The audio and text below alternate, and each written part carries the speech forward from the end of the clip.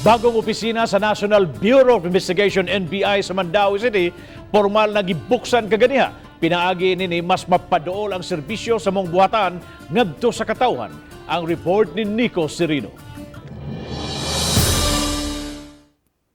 Sa likod nga bahin sa Mandaue Sports Complex compound nahimutang ang bag-ong district office sa National Bureau of Investigation. Gihimo ang formal inauguration sa bag-ong opisina kaganiha nga gipangunayan sa mga opisyales sa syudad ug sa maong ahensya. Gipagamit sa syudad ang ilang edipisyo aron mas accessible ang opisina sa mga Mandauehanon.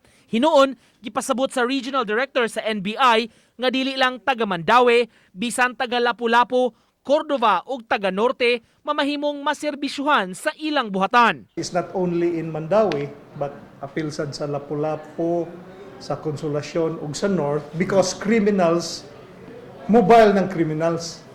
Ang criminals na mo commit og crime diri not necessarily from here, from laing lugar.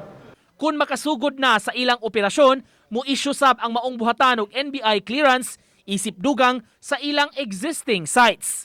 Nagpaabot na lang ang NBI-7 sa order gikan sa ilang uluhang buhatan kinsa ang ma-assign sa Mandaue office.